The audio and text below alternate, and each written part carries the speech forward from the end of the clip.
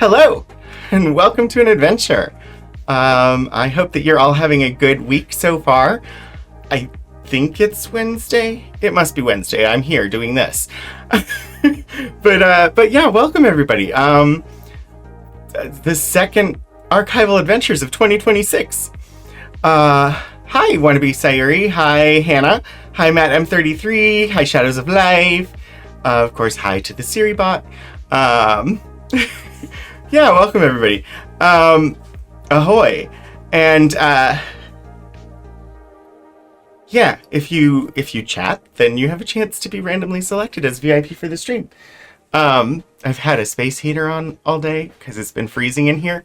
And of course now I'm overly warm. Anyway, yeah, hopefully you all are doing well. If you've been learning new things, feel free to share. Today, we have yet another in our series of so-called sci-fi classics. We are getting toward the end of this series. Let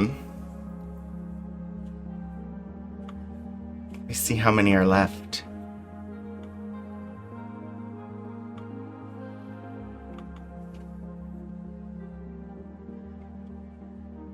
Okay, so this is number 15 of 19.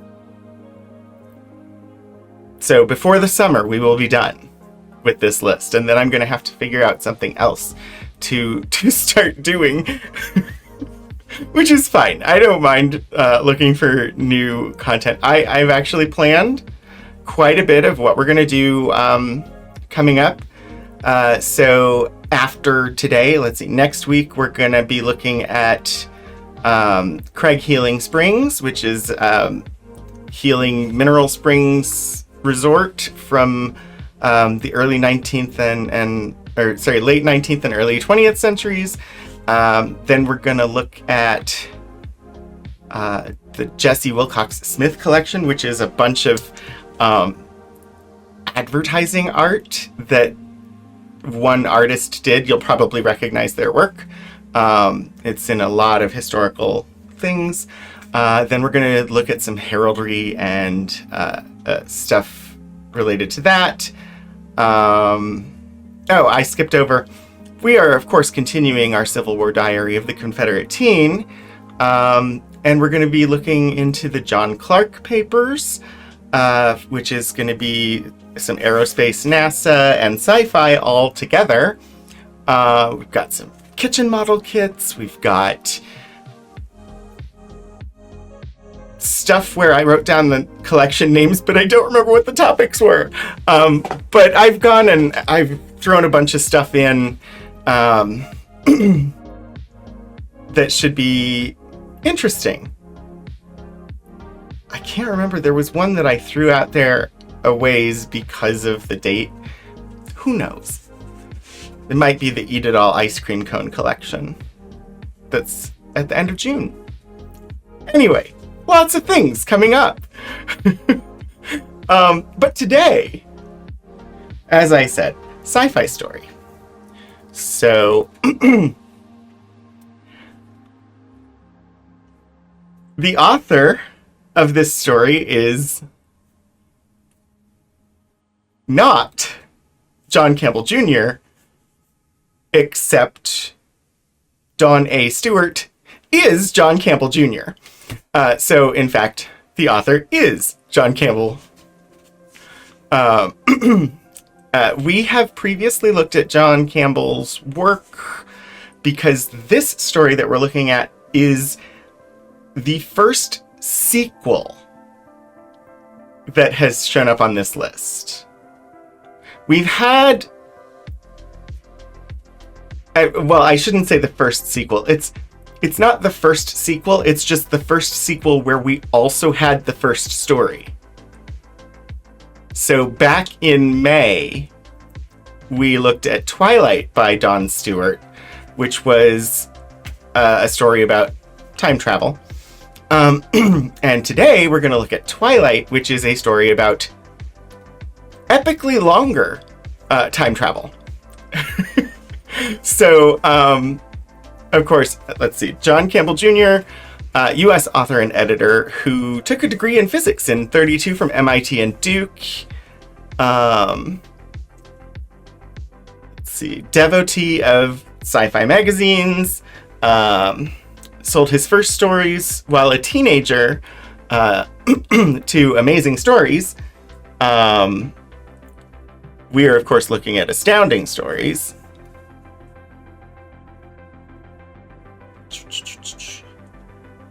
I'm not going to dig too much into him because we've done that months and months ago, but I just wanted to see.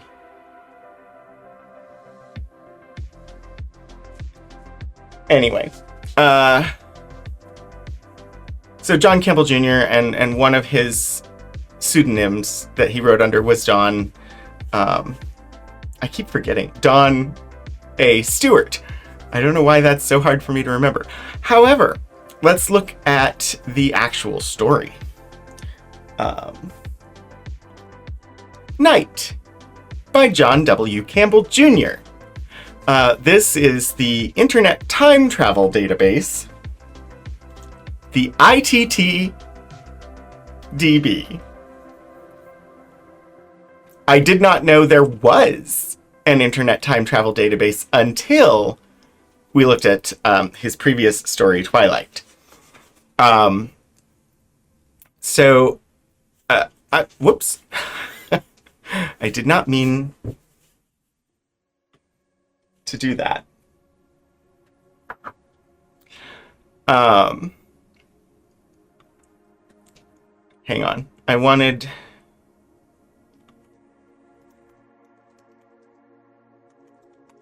Let's see how good their search is.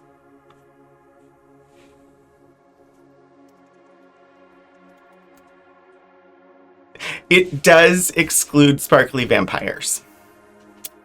Yeah, not quite the same. So just to refresh our memories, Twilight, which was from the November 1934 issue of Astounding, in 1932, James Waters Bendel picks up a magnificently sculpted hitchhiker named Aries Sen Kenlon. The Sen means he's a scientist, but Waters is just a name. Who says that he's trying to get back to his home time, 3059, after being pulled into a far distant future where mankind has atrophied because of their reliance on machines.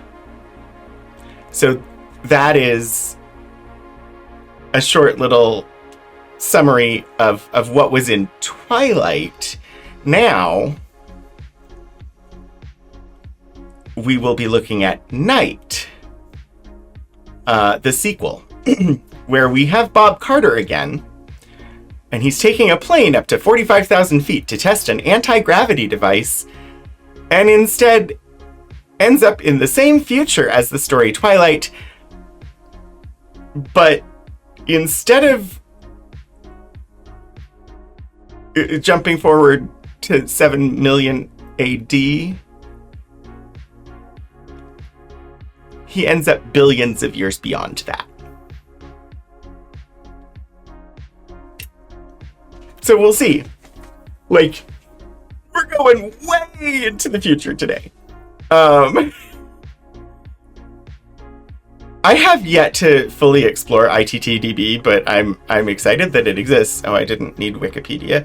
Of course, there is the Internet Science Fiction Database, and it, of course, has listing for John Campbell Jr. and all that comes with that. The series here is called Twilight, and Part 1 is Twilight, Part 2 is Night, and that seems to be the entire series. So, how about we start looking at a story, and we can figure out how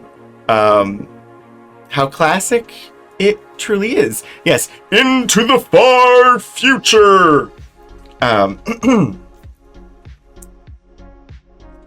Alright.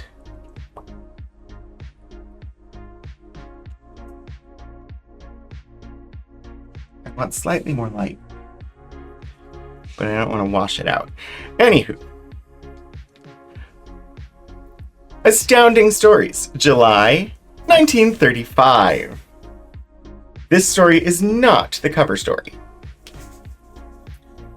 And the cover is no longer attached, which is not unusual.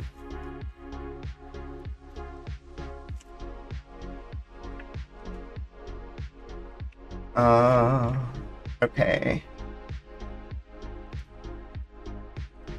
Oh, no. I was like, what's going on?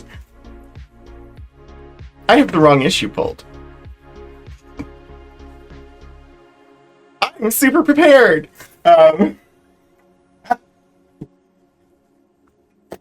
December 1935.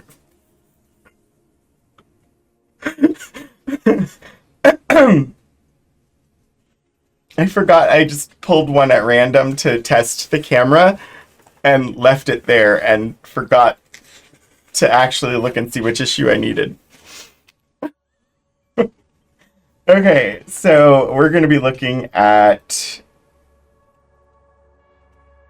Night. Wait, but I don't see it. Because I'm...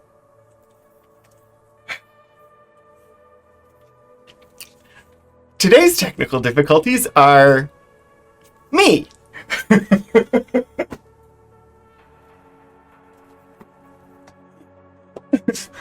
The technology is working fine.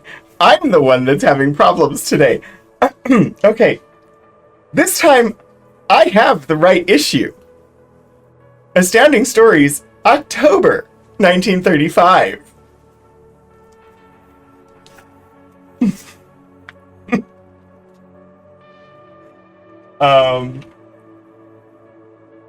And indeed, novelette, Night by Don Stuart. It only took me a couple tries. The third time's the charm. Let's just go with that. We get this lovely double page illustration. What is time and issue numbers? This is, of course, the same artist that we've been seeing a lot of, and of course my brain is now blanking. Elliot Dole Jr. Has done a lot of the illustrations for these stories as we've been looking at them. What I found interesting about this image is that in order for the two images to line up, they have to be the distance apart that they are. This image allows for this space that, so like if you follow this pipe, it only continues on correctly if this space is there. I don't know if he just like drew the whole thing and then cut part of it out to fit it on. I don't know, but it was very interesting to me because I tried to merge them into one image in order to use it for the graphic. Doesn't work that way. All right. Night by Don A. Stuart.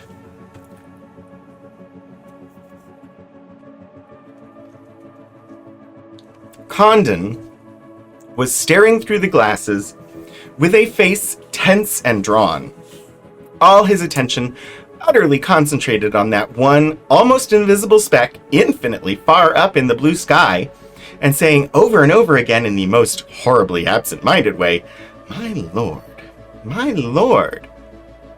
Ooh, wannabe Sayuri, congratulations on becoming the VIP for the stream. Enjoy your exclusive perks, like adding pun points and the digital gemstone next to your name.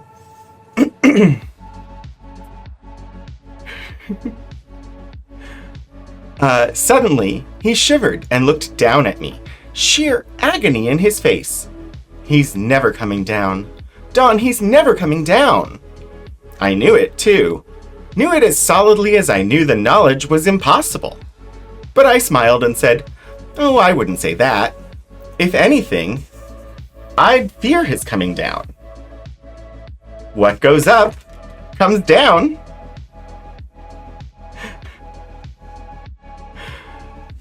Major Condon trembled all over. His mouth worked horribly for a moment before he could speak. "Talbot, I'm scared. I'm horribly scared. You know, you're his assistant. You know he's trying to defeat gravity. Men aren't meant to. It's wrong. Wrong." His eyes were glued on those binoculars again, with the same terrible tensity. And now he was saying over and over in that absent-minded way, "Wrong. Wrong. Wrong." Simultaneously, he stiffened and stopped. The dozen or so other men standing on that lonely little emergency field stiffened. Then the Major crumpled to the ground. I've never before seen a man faint, let alone an army officer with a DS medal. I assume DS is Distinguished Service. I didn't stop to help him because I knew something had happened. I grabbed the glasses. Far, far up in the sky was that little orange speck. Far, where there is almost no air. And he had been forced to wear a stratosphere suit with a little alcohol heater. The broad orange wings were overlaid now with a faint glowing pearl gray light. And it was falling. Slowly at first, circling aimlessly downward. Then it dipped, rose, and somehow went into a tailspin. It was horrible. I know I must have breathed, but it didn't seem so. It took minutes for it to fall those miles, despite the speed. Eventually, it whipped out of that tailspin through sheer speed. Whipped out and into a power dive. It was a ghastly flying coffin hurtling at more than 1,000 miles an hour when it reached the Earth, some 15 miles away.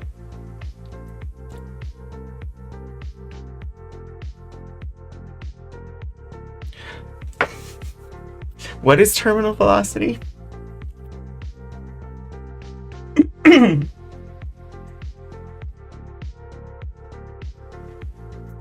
Because 1,000 miles an hour seems like it would be more than terminal velocity, and that it has to be not just falling, but under propulsion. But I don't... Now I have to look it up.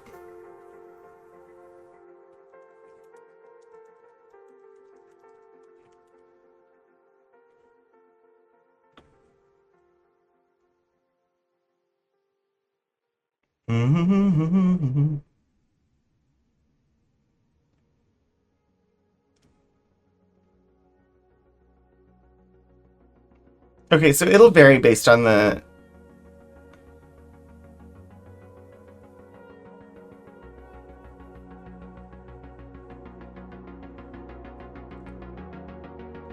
mass of the object.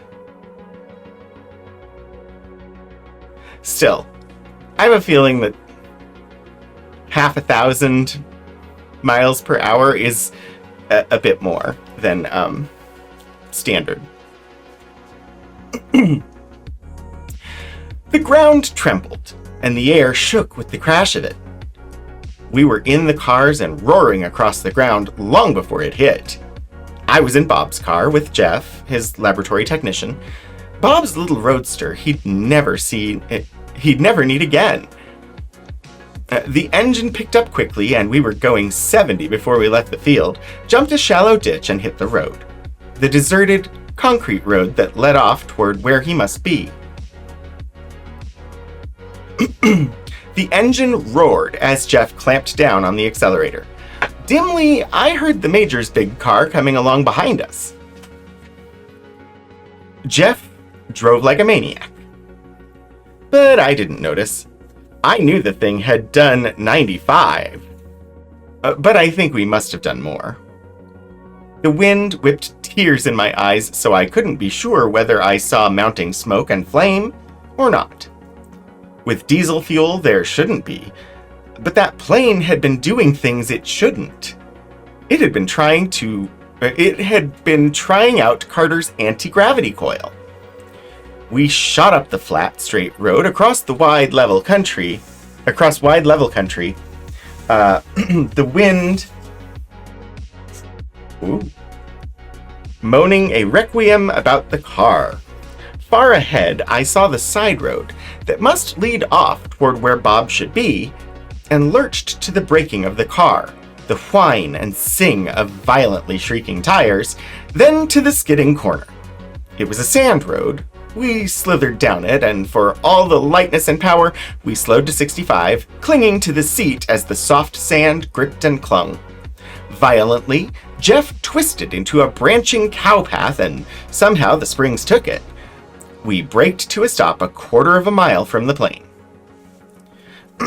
It was in a fenced field of pasture and woodlot.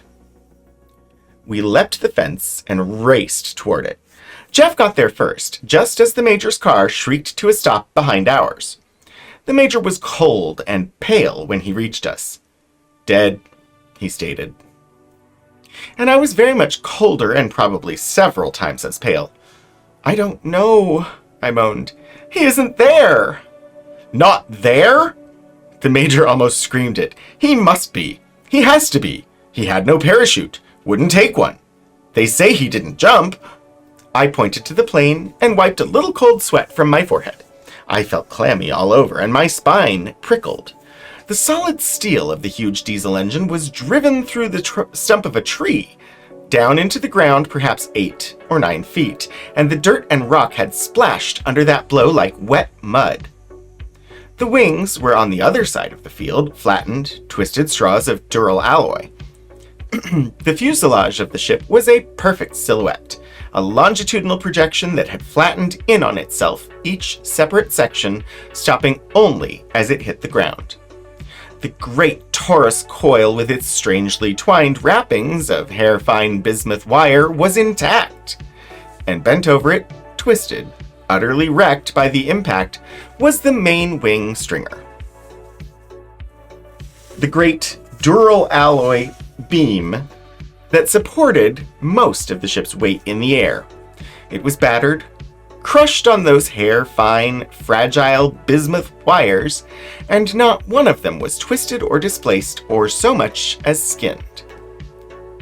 The back frame of the ponderous diesel engine, the heavy supercharger, was the anvil of that the heavy supercharger was the anvil of that combination, was cracked and splintered, and not one wire of the hellish bismuth coil was strained or skinned or displaced. Okay.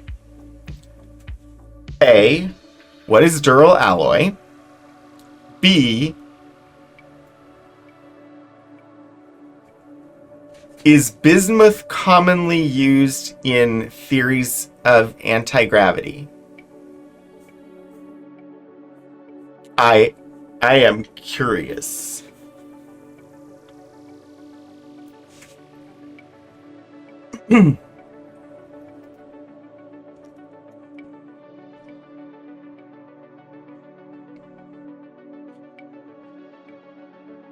Unsurprisingly, I doubt we're going to get much.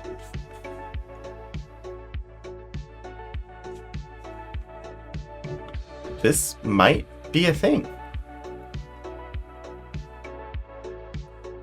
Duralumin, also called duraluminum, duraluminium, duralum, duralium, or dural, is a trade name for one of the earliest types of age-hardenable aluminum-copper alloys. The term is a combination of durin and aluminum. Its use as a trade name is obsolete. Interesting. Developed in 1909 in Germany, duralumin is known for its strength and hardness, making it suitable for various applications, especially in the aviation and aerospace industry. However, it is susceptible to corrosion, which can be mitigated by using all-clad duralumin materials. Okay, so dural alloy, appropriate for aerospace uses.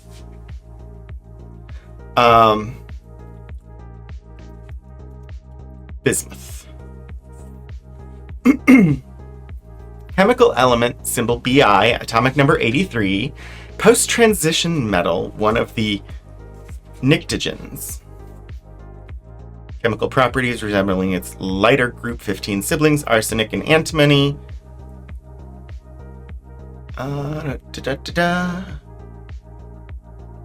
Okay, I want to see what categories do we have in this article.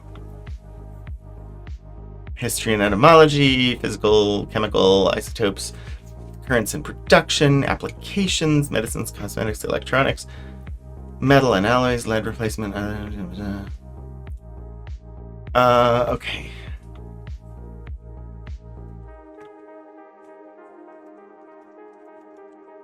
I'm very curious.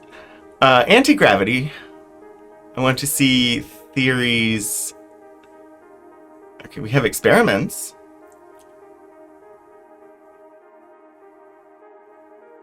Let's see.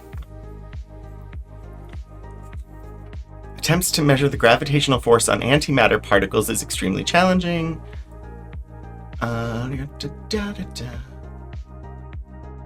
Studies, attempts to build anti-gravity devices. In 1921, while still in high school, Thomas Townsend Brown found that a high-voltage Coolidge tube seemed to change mass depending on its orientation on a balance scale. Through the 20s, he developed it into devices that combined high voltages with materials with high dielectric constants, essentially capacitors, called such a device a gravitator. Claimed that it was anti-gravity. Electrogravitics. Topic in ufology. Okay.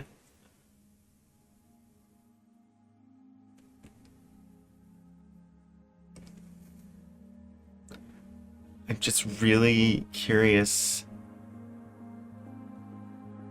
Gyroscopic devices. These are too new.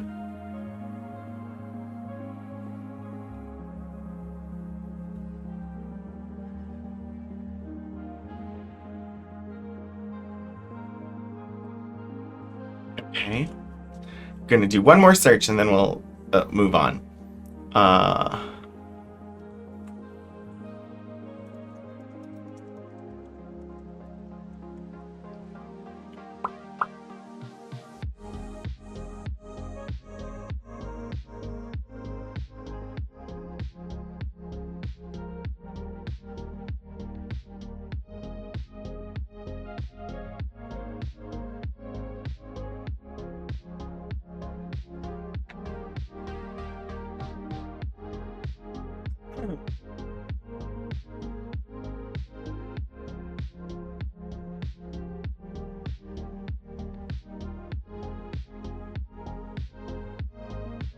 The most promising that I've seen here is this Live Science article. I don't know the quality of the source, but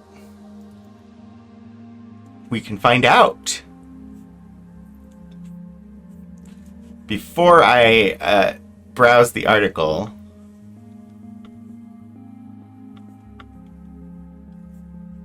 about us. Live Science. Popular science website, latest discoveries, groundbreaking research. Goal is to make the wonders of science and the world around us relevant.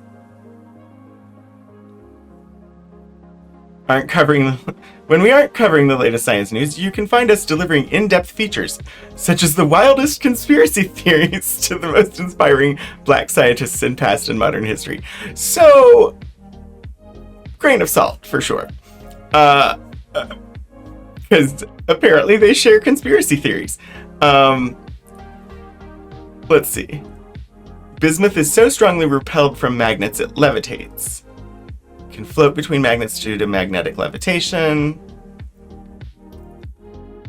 Okay, so I'm guessing that is why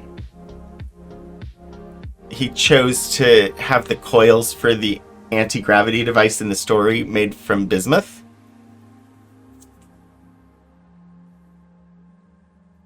Because magnets can make it levitate.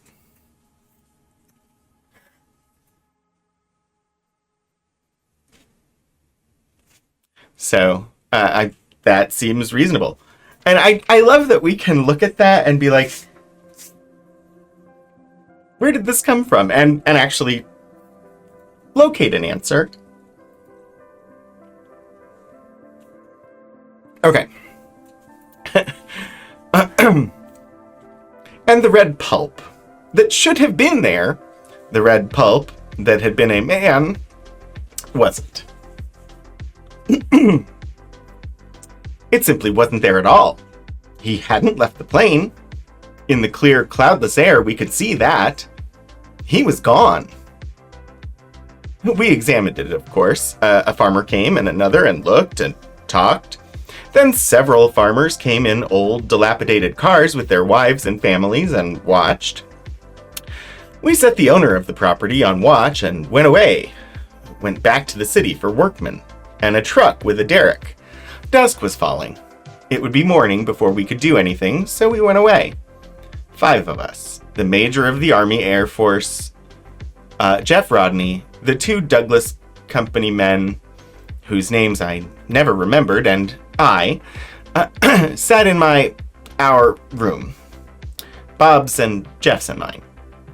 We'd been sitting there for hours trying to talk, trying to think, trying to remember every little detail, and trying to forget every ghastly detail. We couldn't remember the detail that explained it, nor forget the details that rode and harried us. Hi, Neogets! I stumbled over the major of the Army Air Force because in my brain, the Army and the Air Force are separate things, but in 1935, the Air Force was still part of the Army.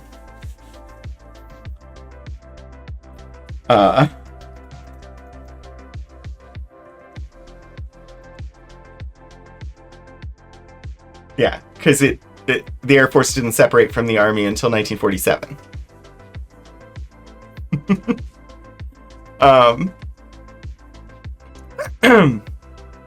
And the telephone rang. I started, and then slowly got up and answered. A strange voice, flat and rather unpleasant, said, "Mr. Talbot?" Yes? It was Sam Gantry, the farmer we'd left on watch.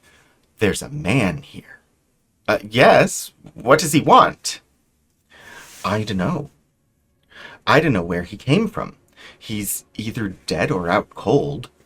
Got a funny kind of an aviator suit on, with a glass face on it. He looks all blue, so I guess he's dead. Lord, Bob, did you take that helmet off? I roared. No, sir, no, sir. We just left him the way he was. His tanks have run out. Listen, take a hammer, a wrench, anything, and break the glass faceplate. Quick! We'll be there. Jeff was moving. The major was too, and the others. I made a grab for the half-empty bottle of scotch, started out and ducked back into the closet. With the oxygen bottle under my arm, I jumped into the crowded little roadster just as Jeff started it moving. He turned on the horn and left it that way. We dodged, twisted, jumped, and stopped with jerks in traffic, then leapt into smooth, roaring speed out toward the farmer's field. The turns were familiar now. We scarcely slowed for them, slewing around them. This time, Jeff charged through the wire fence. A headlight popped. There was a shrill scream of wire, the wicked zing of wire scratching across the hood and mudguards, and we were bouncing across the field. The word slewing, I don't think I've ever seen this word before, but I knew exactly what it meant.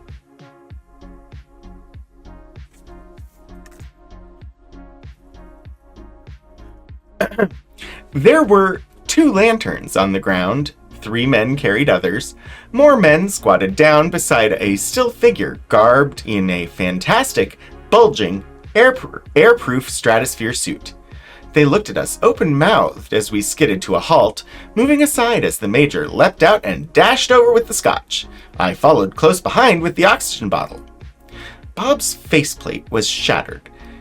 His face blue, his lips blue and flecked with froth.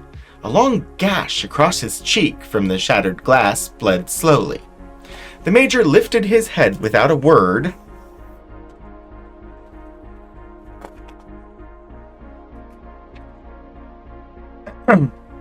and glass tinkled inside the helmet as he tried to force a little whiskey down his throat. "Wait," I called. "Major, give him artificial respiration, and this will bring him around quicker. Better." The Major nodded and rose, rubbing his arm with a peculiar expression. "That's cold," he said as he flipped Bob over and straddled his back. I held the oxygen bottle under Bob's nose as the Major swung back in his arc and let the raw, cold oxygen gas flow into his nostrils. In 10 seconds, Bob coughed, gurgled, coughed violently, and took a deep, shuddering breath.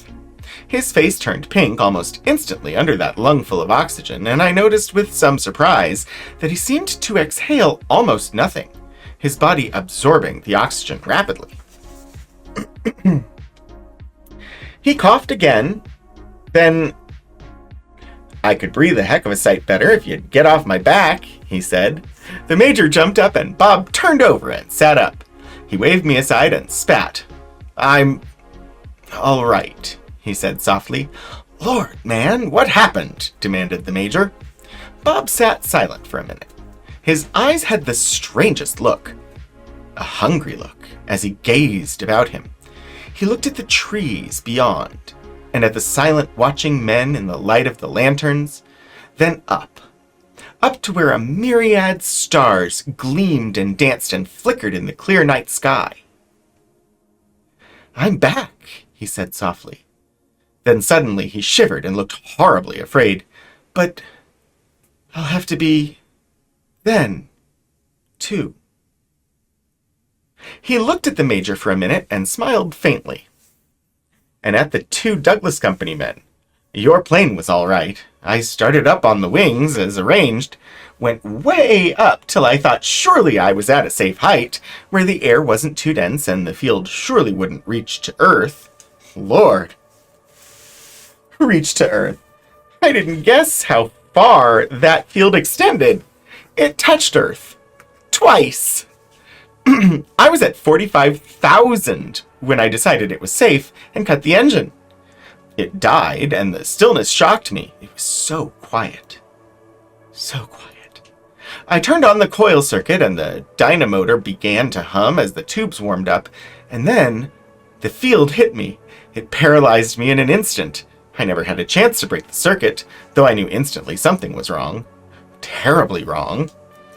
But the very first thing it did was to paralyze me, and I had to sit there and watch the instruments climb to positions and meanings they were never meant for. I realized I alone was being affected by that coil. I alone, sitting directly over it. I stared at the meters, and they began to fade. Began to seem transparent. Unreal. And as they faded into blankness, I saw clear sky beyond them. Then, for 1/100th of a second, like some effect of persistence of vision, I thought I saw the plane falling, twisting down at incredible speed, and the light faded as the sun seemed to rocket suddenly across the sky and vanish. I don't know how long I was in that paralyzed condition where there was only blankness, neither dark nor light, nor time nor any form. But I breathed many times. Finally, form crawled and writhed into the blankness, and seemed to solidify beneath me as, abruptly, the blankness gave way to a dull red light. I was falling. I thought instantly of the 45,000 feet that lay between me and the solid earth, and stiffened automatically in terror. And in the same instant, I landed in a deep blanket of white snow, stained by the red light that lighted the world.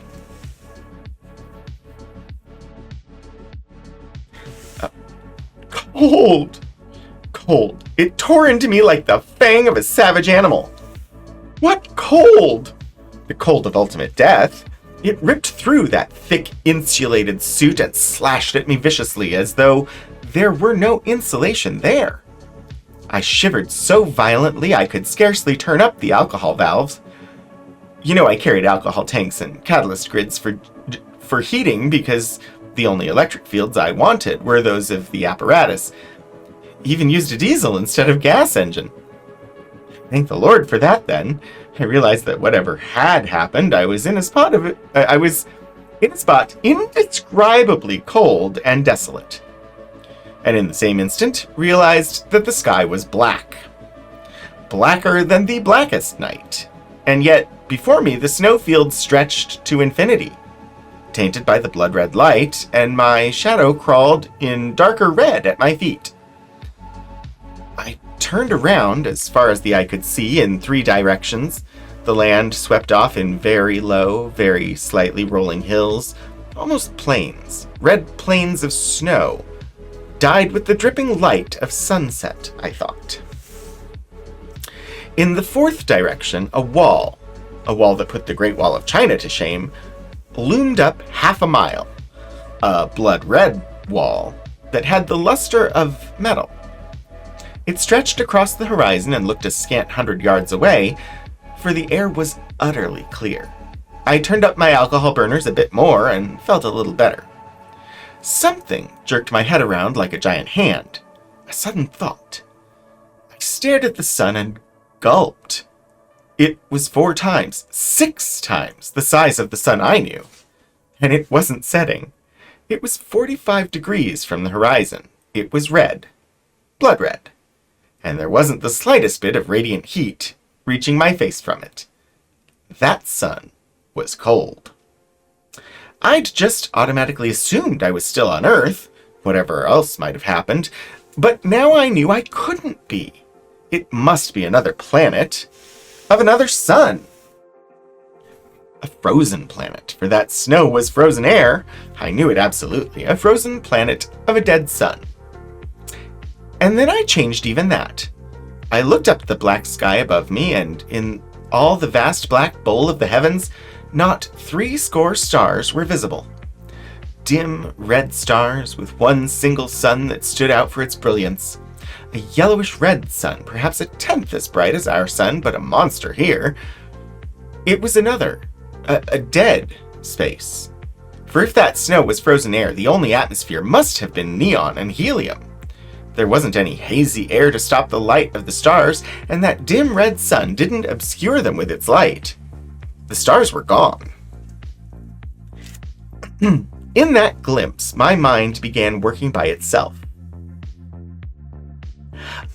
You know, I think it is, Hannah. I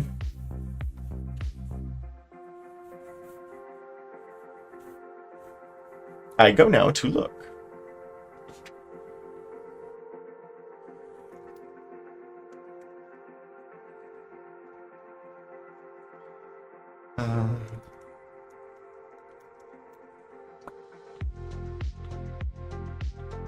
I want to search titles.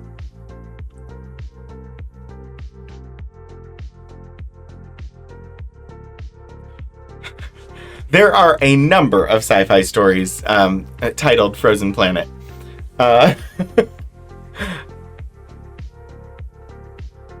There's a novel by Peltoro, a novel by Patricia Farnthorpe and R.L. Fanthorpe, short fiction by Marianne Womack,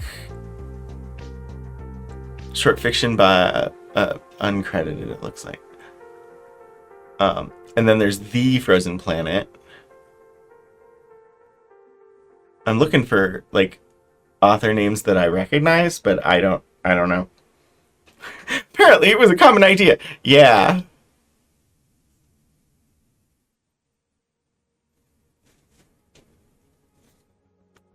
The stars were gone. In that glimpse, my mind began working by itself. I was scared. Scared? I was so scared I was afraid I was going to be sick, because right then I knew I was never coming back. When I felt that cold, I'd wondered when my oxygen bottles would give out, if I'd get back before they did. Now it was not a worry. It was simply the limiting factor on an already determined thing, the setting on the time bomb. I had just so much more time before I died right there. My mind was working out things, working them out all by itself, and giving answers I didn't want to know about. For some reason it persisted in considering this was Earth. And the conviction became more and more fixed. It was right. That was Earth. And it was old soul. Old soul. It was the time axis that coil distorted, not gravity at all. My mind worked that out with the logic as cold as that planet. If it was time that it had distorted and this was Earth, then it had distorted time beyond imagining to an extent as meaningless to our minds as the distance 100 million light years is. It was simply vast. Incalculable. The sun was dead. The Earth was dead.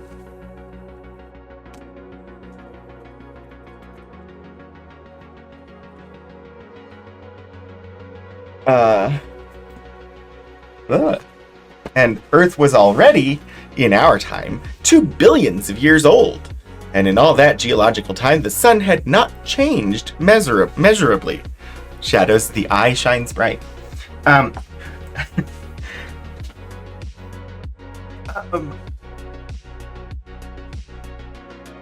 there is a little bit of scientific inaccuracy. But I think it's forgivable. Like, it's 1935. They clearly know, hey, the sun will eventually turn red. Unfortunately, when the sun does turn red, there will not be an Earth that is outside the sun.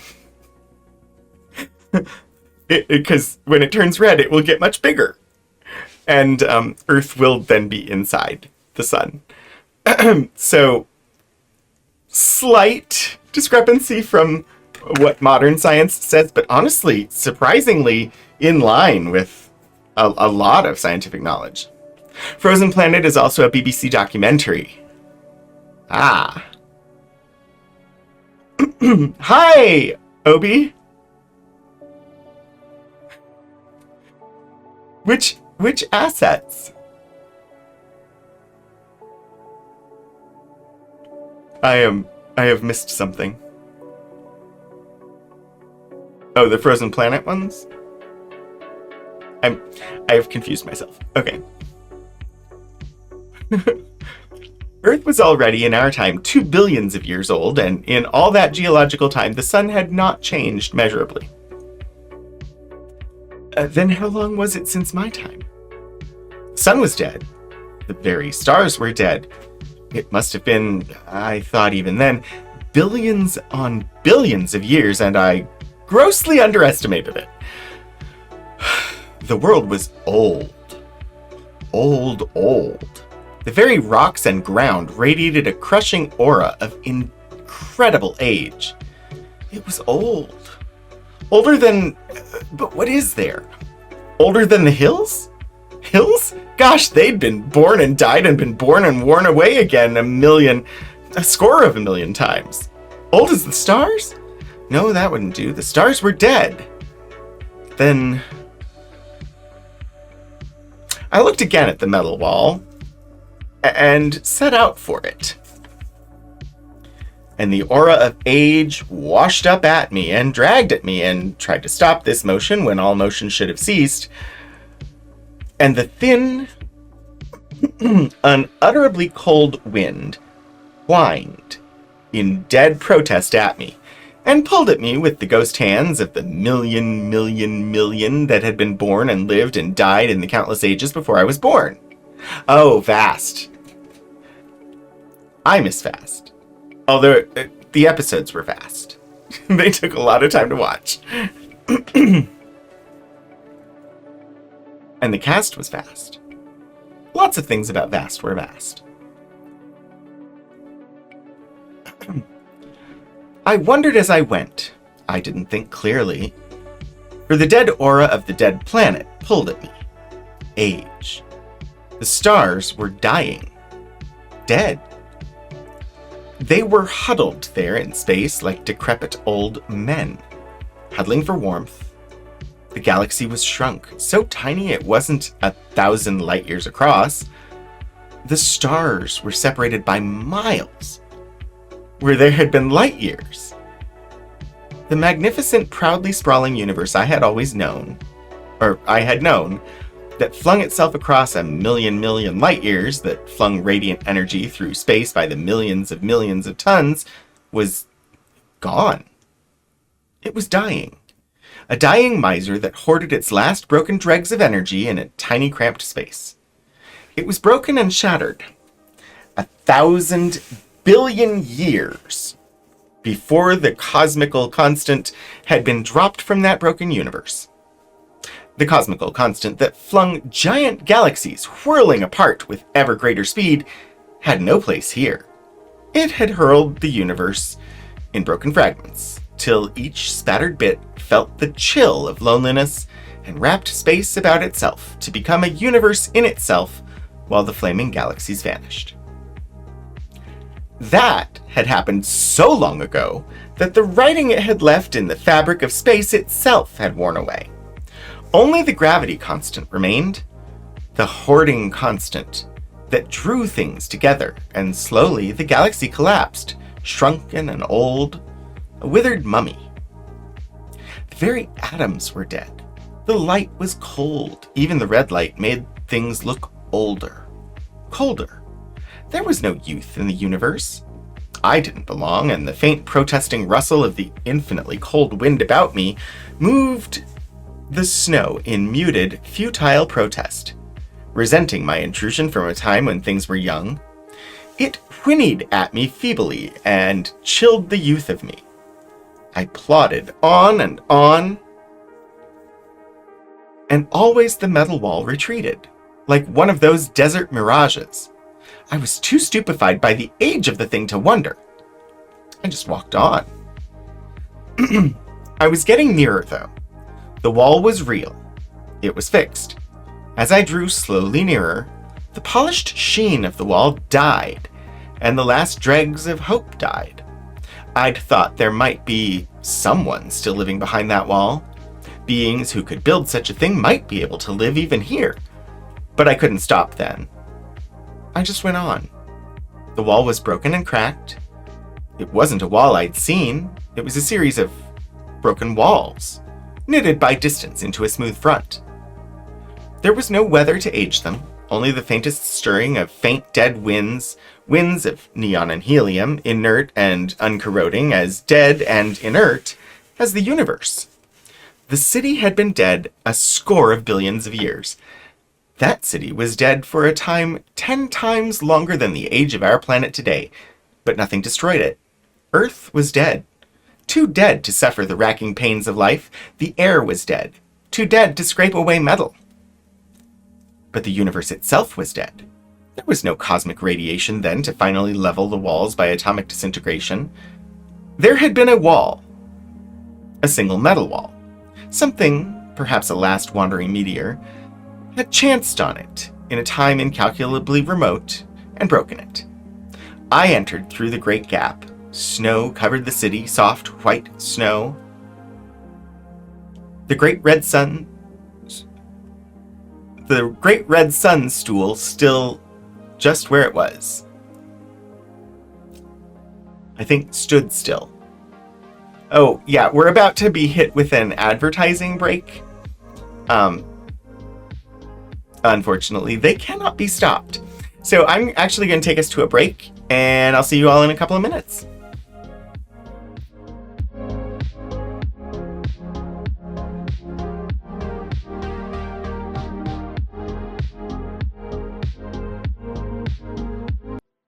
And we're back.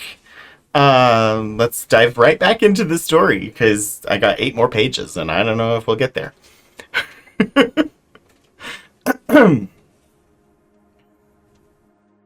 Okay. The great red sun stood still just where it was. Earth's restless rotation had long since been stilled. Long, long since. There were dead gardens above, and I wandered up to them. That was really what convinced me it was a human city on Earth. There were frozen, huddled heaps that might once have been men. Little fellows with fear forever frozen on their faces huddled helplessly over something that must once have been a heating device. Dead, perhaps, since the last storm old Earth had known, tens of billions of years before. I went down. There were vastnesses in that city. It was huge. Huge. It was huge. It stretched forever. It seemed... blah, blah, blah, blah, blah, blah.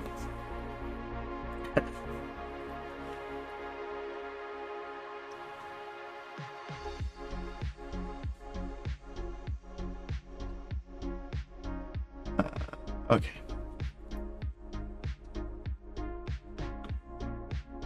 Did we...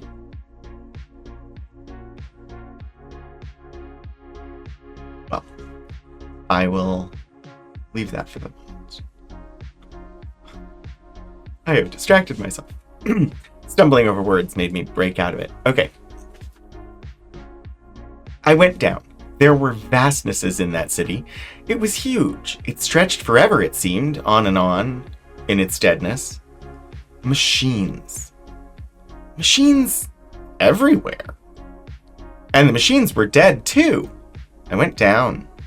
Down where I thought a bit of light and heat might linger. I didn't know then how long death had been there. Those corpses looked so fresh, preserved by the eternal cold.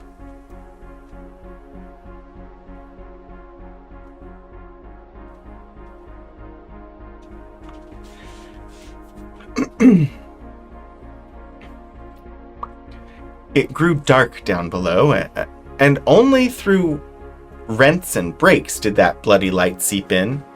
Down and down till I was below the level of the dead surface. The white snow persisted, and then I came to the cause of that final, sudden death. I could understand then. More and more I had puzzled. For those machines I'd seen, I knew were far and beyond anything we ever conceived. Machines of perfection. Self-repairing and self-energizing, self-perpetuating. They could make duplicates of themselves and duplicate other needed machines. They were intended to be eternal, everlasting. But the designers couldn't cope with some things that were beyond even their majestic imaginations. The imaginations that conceived these cities and had lived beyond, a million times beyond, what they had dreamed. They must have conceived some vague future, but not a future when the Earth died and the sun died and even the universe itself died. Cold had killed them. They had heating arrangements, devices intended to maintain forever the normal temperature, despite the wildest variations of the weather. But in every electrical machine, resistances, balance resistances, and induction coils, balance condensers, and other inductances. And cold, stark spatial cold, through ages, threw them off.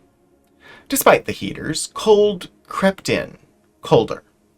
Cold that made their resistance balances and their induction coils superconductors. That destroyed the city. Superconduction. Like the elimination of friction, on which all things must rest. It is a drag, and a thing engineers fight forever. Resistance and friction must finally be the rest and the base of all things. The force that holds the great bed bolts firm and the brakes that stop the machines when needed. Electrical resistance died in the cold, and the wonderful machines stopped for the replacement of defective parts. And when they were replaced, they, too, were defective. For what months must that constant stop, replacement, start, stop, replacement have gone on before, at last, defeated forever, those vast machines must bow in surrender to the inevitable.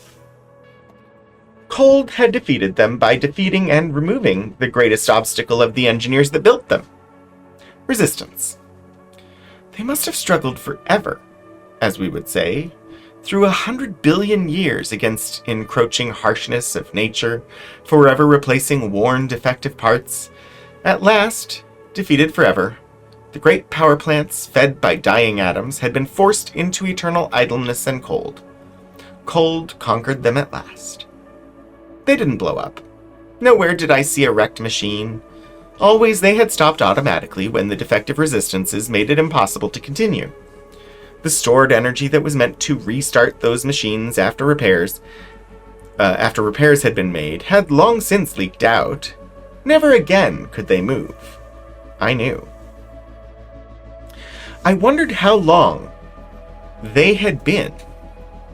How long they had gone on and on, long after the human need of them had vanished.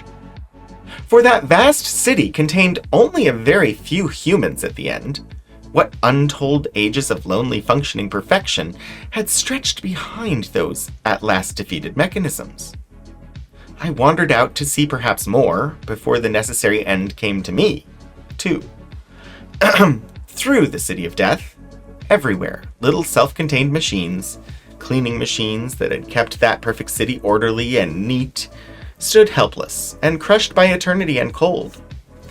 They must have continued functioning for years after the great central power stations failed, for each contained its own store of energy, needing only occasional recharge from the central stations. I could see where breaks had occurred in the city, and clustered about those breaks were motionless repair machines, their mechanisms in positions of work, the debris cleared away and carefully stacked on motionless trucks. The new beams and plates were partly attached, partly fixed and left, as the last dregs of their energy was fruitlessly expended in the last dying attempts of the great body to repair itself. The death wounds lay unmended. I started back up to the top of the city. It was a long climb, an infinite, weary climb, up half a mile of winding ramps past deserted, dead homes, past, here and there, shops and restaurants, past motionless little automotive passenger cars, up and up to the crowning gardens that lay stiff and brittle and frozen. The breaking of the roof must have caused a sudden chill, for their leaves lay green in sheaths of white frozen air. Brittle glass, green and perfect to the touch. Flowers, blooming in wonderful perfection, showed still.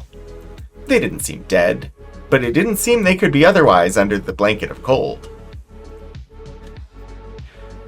Did you ever sit up with a corpse? Bob looked up at us, through us. I had to once, in my little hometown where they always did that. I sat with a few neighbors while the man died before my eyes. I knew he must die when I came there. He died, and I sat there all night while the neighbors filed out one by one and the quiet settled. The quiet of the dead. I had to again. I was sitting with a corpse then. The corpse of a dead world in a dead universe, and the quiet didn't have to settle there. It had settled 1 billion years ago, and only my coming had stirred those feeble, protesting ghosts of eon-dead hopes of that planet to softly whining protest. Protest the wind tried to sob to me, the dead wind of the dead gases.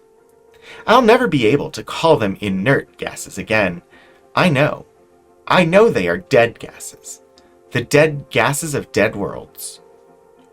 And above, through the cracked crystal of the rook, the dying suns looked down at the dead city, looked down on the dead city. I couldn't stay there. I went down. Down under layer after layer of buildings of gleaming metal that reflected the dim blood light of the sun outside in carmine stains. I went down and down to the machines again, but even there hopelessness seemed more intense.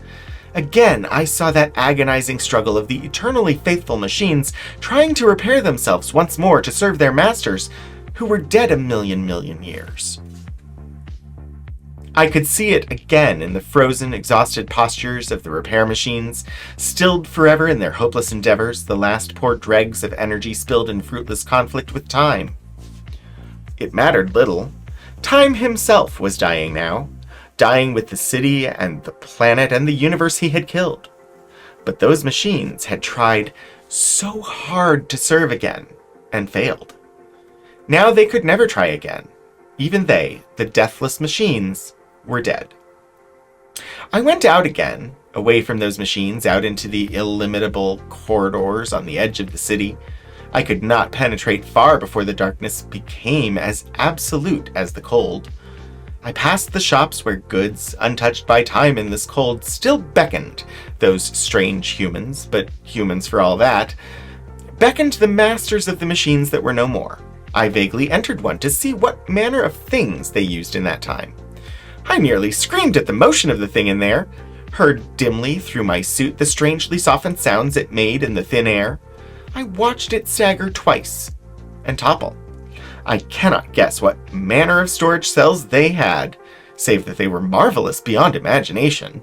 That stored energy that somehow I had released by entering was some last dreg that had remained through a time as old as our planet now. Its voice was stilled forever, but it drove me out. On. It had died while I watched, but somehow it made me more curious. I wondered again, less oppressed by utter death. Still, some untapped energy remained in this place, stored unimaginably. I looked more keenly, watched more closely, and when I saw a screen in one office, I wondered. It was a screen. I could see readily it was television of some type. Exploratively, I touched a stud. Sound! A humming soft sound! To my mind leapt a picture of a system of these. There must be, interconnected, a vast central office somewhere with vaster accumulator cells, so huge, so tremendous in their power once, that even the little microfraction that remained was great. A storage system untouchable to the repair machines, the helpless, hopeless power machines. An interconnected vast central office of television-type machines? It's the internet! He's describing the internet in 1935. In an instant, I was alive again with hope. There was a strange series of studs and dials, unknown devices. I pulled back on the stud I had pressed and stood trembling, wondering, was there hope? Then the thought died. What hope? The city was dead. Not merely that, it had been dead. Dead for untold time. Then the whole planet was dead. With whom might I connect? There were none on the whole planet, so what mattered? What mattered it that there was a communication system? I looked at the thing more blankly. Had there been... How could I interpret its multitudinous devices? There was a thing on one side that made me think of a telephone dial for some reason. A pointer over a metal sheet engraved with 9 symbols in a circle under the arrow of the pointer. Now the pointer was over what was either the first or the last of these. Clumsily, in these gloves, I fingered one of the little symbol buttons inlaid in the metal. There was an unexpected click. A light glowed on the screen. A lighted image! It was a simple projection, but what a projection! A 3-dimensional sphere floated, turning slowly before my eyes, turning majestically, and I nearly fell as understanding flooded me abruptly. The pointer was a selector! The studs beneath the pointer I understood, 9 of them. One after the other I pressed, and 9 spheres, each different, swam before me. And right there I stopped and did some hard thinking. 9 spheres. 9 planets! Earth was shown first, a strange planet to me, but one I knew from the relative size and the position of the pointer must be Earth. Then in order the other 8. Now, Might there be life? Yes, in those 9 worlds, there might be. Somewhere. Where? Mercury, nearest the sun? No. The sun was too dead, too cold, even for warmth there. And Mercury was too small. I knew, even as I thought that I'd have one good chance, because whatever means they had for communication wouldn't work without tremendous power. If those incredible storage cells had the power for even one shot, they had no more. Somehow, I guessed that this apparatus might incorporate no resistance whatever. Here would be only very high frequency alternating current, and only condensers and inductance and only condensers and inductances would be used in it. Supercooling didn't bother them any. It improved them, not like the immense direct current power machinery. But where to try? Jupiter? That was big. And then I saw what the solution must be. Cold had ruined these machines, thrown them off by making them too perfect conductors, because they weren't designed to defend themselves against spatial cold. But the machines, if there were any, on Pluto, for instance, must originally have been designed for just such conditions. There, it had always been cold. There, it always would be cold. I looked at that thing with an intensity that should have driven my bare eyesight to Pluto. It was a hope. My only hope. But how to signal Pluto? They could not understand, if there were any they. So I had to guess and hope. Somehow I knew there must be some means of calling the intelligent attendant, that the user might get aid. There was a bank of little studs, 12 of them, with 12 symbols, each different, in the center of the panel, grouped in 4 rows of 3. I guessed duodecimal system. Talk of the problems of interplanetary communication. Was there ever such a one? The problem of an anachronism in the city of the dead on a dead planet seeking life somewhere, somehow?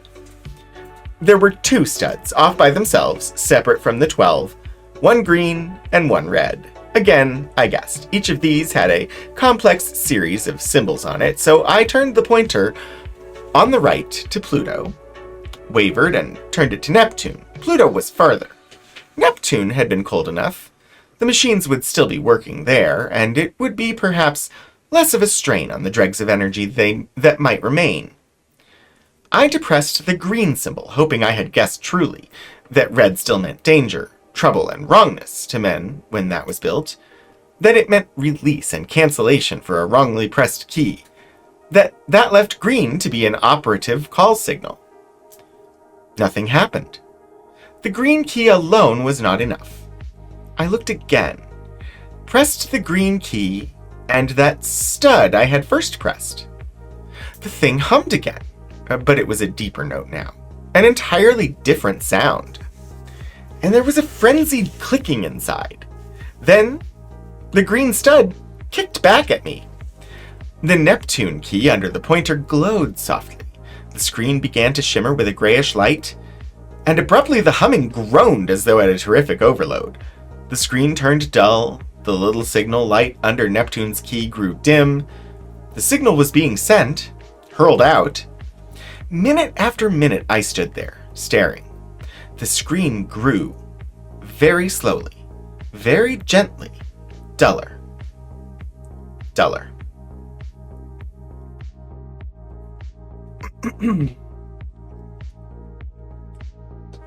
The energy was fading. The last stored driblet was being hurled away, away into space.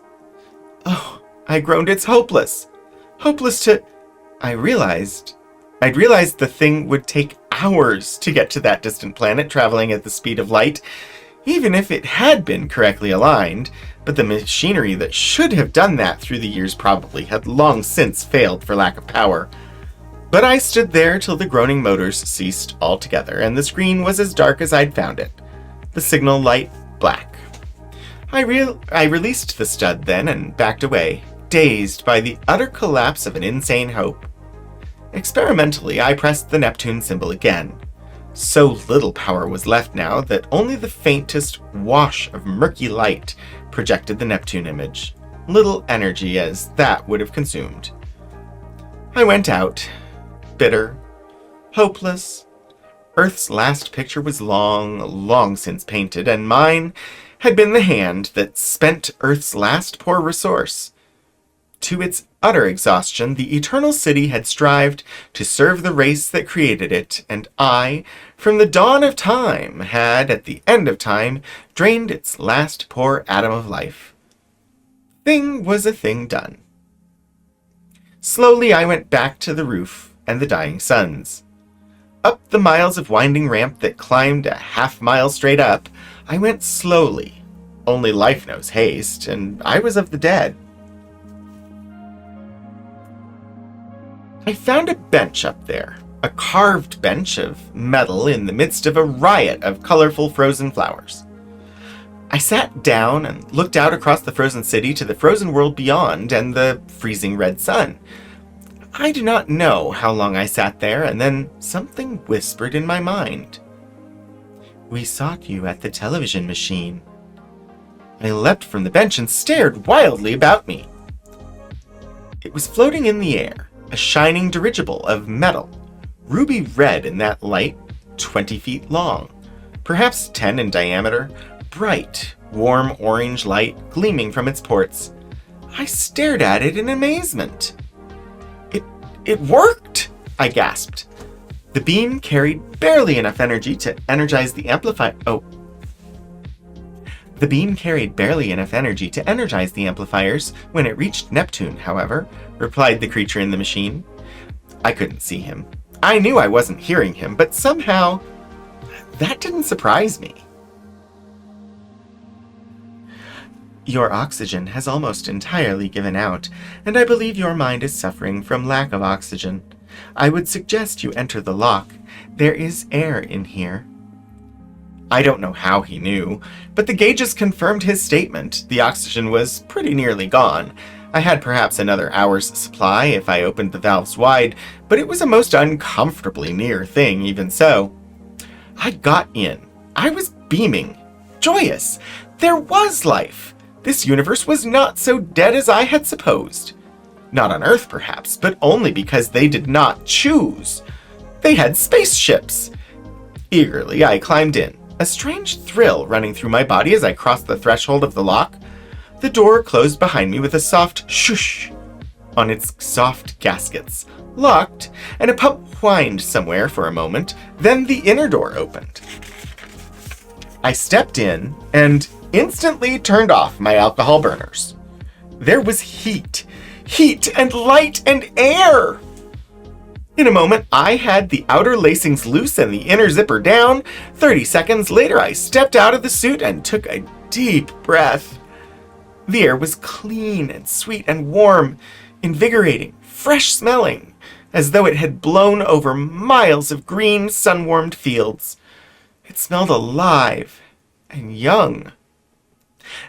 Then I looked for the man who had come for me. There was none. In the nose of the ship, by the controls, floated a 4-foot globe of metal, softly glowing with a warm golden light. The light pulsed slowly or swiftly with the rhythm of its thoughts, and I knew that this was the one who had spoken to me. You had expected a human, he thought to me. There are no more. There have been none for a time I cannot express in your mind. Ah, yes, you have a mathematical means of expression, but no understanding of that time, so it is useless. But the last of humanity was allowed to end before the sun changed from the original GO stage a very, very long time ago. Woo. Darn it. I looked at him and wondered, where was he from? Who? What manner of thing? Was it an armor-encased living creature or another of the perfect machines? I felt him watching my mind operate, pulsing softly in his golden light, and suddenly I thought to look out of the ports. The dim red suns were wheeling across those ports at an unbelievable rate. Earth was long since gone. As I looked, a dim, incredibly dim, red disk suddenly appeared, expanded, and I looked in awe at Neptune. The planet was scarcely visible when we were already within a dozen millions of miles. It was a jeweled world. Cities, the great perfect cities, still glowed. They glowed in soft golden light above and below. The harsher, brighter blue of mercury vapor lighted them. He was speaking again. We are machines, the ultimate development of man's machines. Man was almost gone when we came. With what we have learned in the uncounted dusty mega years since, we might have been able to save him. We could not then. It was better, wiser that man end than that he sink down so low as he must eventually. Evolution is the rise under pressure. Devolution is the gradual sinking that comes when there is no pressure, and there is no end to it. Life vanished from this system, a dusty infinity I cannot sort in my memory. My type memory, truly, for I have complete all the memories of those that went before me that I replace. But my memory cannot stretch back to that time you think of, a time when the constellations... It is useless to try. Those memories are buried under others, and those still buried under the weight of 1 billion centuries. We enter... He named a city. I cannot reproduce that name. Now, you must return to Earth, though in some 7 1/4 of your days, for the magnetic axis stretches back in collapsing field strains. I will be able to inject you into it, I believe. So I entered that city, the living city of machines that had been when time and the universe were young. I did not know then that when all this universe had dissolved away, when the last sun was black and cold, scattered dust in a fragment of scattered universe, this planet with its machine cities would go on. A last speck of warm light in a long-dead universe. I did not know then. You still wonder that we let man die out? Asked the machine. It was best. In another brief million years he would have lost his high estate. It was best. Now we go on. We cannot end as he did. It is automatic with us. I felt it then somehow. The blind, purposeless continuance of the machine cities I could understand. They had no intelligence, only functions. These machines, these living, thinking, reasoning investigators, had only one function too. Their function was slightly different. They were designed to be eternally curious, eternally investigating. And their striving was the more purposeless of the two, for theirs could reach no end. The cities fought eternally, only the blind destructiveness of nature, wear, decay, erosion. But their struggle had an opponent forever, so long as they existed. The intelligent, no, not quite intelligent, but something else, curious machines were without opponents. They had to be curious. They had to go on investigating. And they had been going on in just this way for such incomprehensible ages that there was no longer anything to be curious about. Whoever, whatever designed them, gave them function, and forgot purpose. Their only curiosity was the wonder if there might, somewhere, be one more thing to learn. That, and the problem they did not want to solve, but must try to solve because of the blind functioning of their very structure. Those eternal cities were limited. The machines saw now that limit, and so the hope of final surcease in it. They worked on the energy of the atom, but the masses of the suns were yet tremendous. They were dead for want of energy. The masses of the planets were still enormous, but they too were dead for want of energy. The machines there on Neptune gave me food and drink, strange synthetic foods and drinks. There had been none on all the planet. They, perforce, started a machine unused in billion unused in a billion years and more, that I might eat. Perhaps they were glad to do so. It brought the end appreciably nearer, that vast consumption of mine. They used so very, very little, for they were so perfectly efficient. The only possible fuel in all the universe is one: hydrogen. From hydrogen, the lightest of elements, the heaviest can be built up and energy released. They knew how to destroy matter utterly to energy and could do it. But while the energy release of hydrogen compounding to the heavy elements is controllable, the destruction of matter to energy is a self-regenerative process. Started once, it spreads while matter lies within its direct, contiguous reach. It is wild, uncontrollable. It is impossible to utilize the full energy of matter. The suns had found that. They had burned their hydrogen until it was a remnant so small the action could not go on. On all Earth, there was not an atom of hydrogen, nor was there on any planet save Neptune. And there the store was not great. I used an appreciable fraction while I was there. That is their last hope. They can see the end now. I stayed those few days, and the machines came and went, always investigating, always curious. But there is, in all that universe, nothing to investigate save the one problem they do not want to solve. The problem they are sure they cannot solve. The machine took me back to Earth, set up something near me that glowed with a peculiar steady gray light. It would fix the magnetic axis on me, on my location within a few hours. He could not stay near when the axis touched again. He went back to Neptune, but a few millions of miles distant, in this shrunken mummy of the solar system. I stood alone on the roof of the city, in the frozen garden with its deceptive look of life. And I thought of that night I had spent sitting up with the dead man. I had come and watched him die, and I sat up with him in the quiet. I had wanted someone, anyone, to talk to. I did then. Overpoweringly, it came to me I was sitting up in the night of the universe, in the night and quiet of the universe, with a dead planet's body, with the dead ashen hopes of countless, nameless generations of men and women. The universe was dead, and I sat up alone in the dead hush.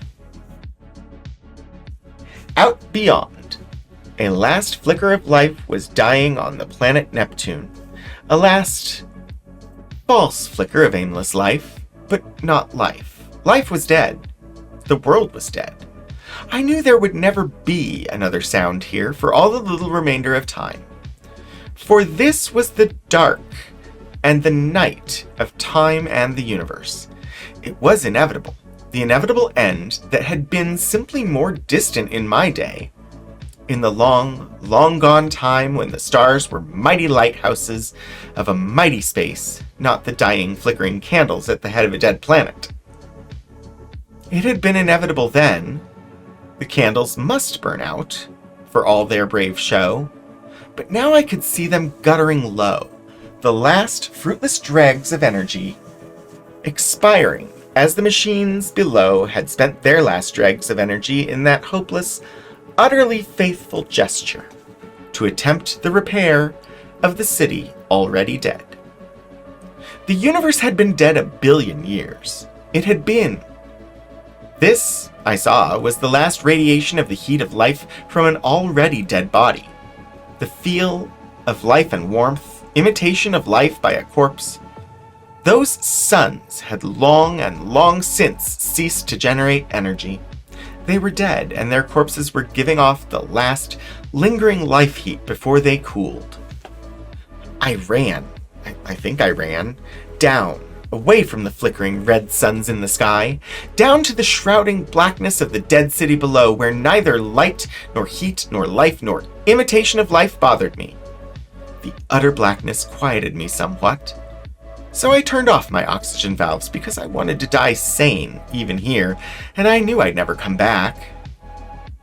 The impossible happened.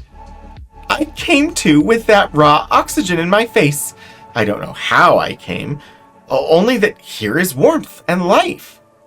Somewhere on the far side of that bismuth coil, inevitable still, is the dead planet and the flickering, guttering candles that light the death watch I must keep at the end of time.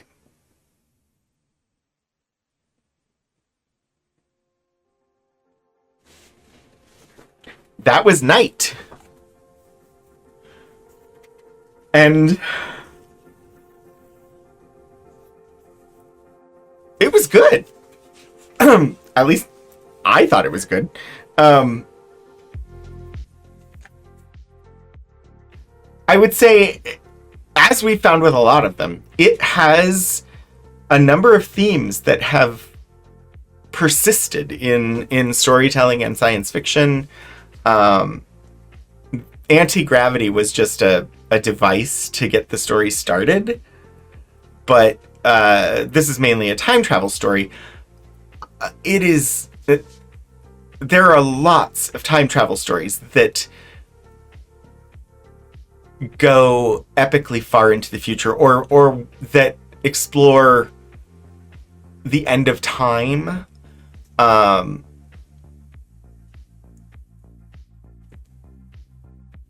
So that is a concept that is well thought through by humanity and is explored through various stories. I think in this case, it's really interesting to me that it approaches the essence of the dying of the universe in kind of a hard sci-fi way. It's meant to be based in scientific reality, even though some of it is unknowable technology.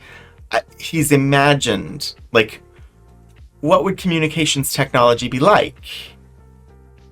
And 1935, he's based it on the telephone and the television,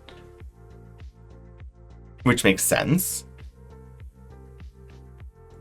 And the story itself wouldn't work with our understanding of modern science and the actual life cycle of stars, because, as I said earlier, the Earth would have been utterly destroyed by the expansion of Sol into a red giant. But that doesn't really matter, because this is more a story about loneliness and death, I think. It does what all classic sci-fi stories do. It takes sort of the feeling of the world, the current experience of life, and interprets it through a different lens. So 1935, it's Great Depression. It's already tension building up towards World War II. So there's a bleakness. There's a lonely desperation, and a feeling of impending end, that would have been present in life at that time, and this story kind of goes through acceptance of impending death. It's interesting. So yeah, I do think, once again, we have a story that I would say rises to that level where I think it was appropriately termed a classic, but yet not a story that most readers will have been intimately familiar with. Anyway, that is where we're going to end things today for our archival adventure as we traveled to the end of time. and back. So next week we will try to relax a little bit and restore as we explore the Craig Healing Springs. And I'm going to go ahead and set up a raid. And just because I like doing so, we're going to raid Stephen Joyce again. But yeah, thank you everybody for joining me. I hope it was a pleasant time for you. Yeah. And yeah, I should be on again next week, as I said. The students will be back then, and it'll be interesting. But hopefully I will see all of you again soon. Until I do, keep exploring history.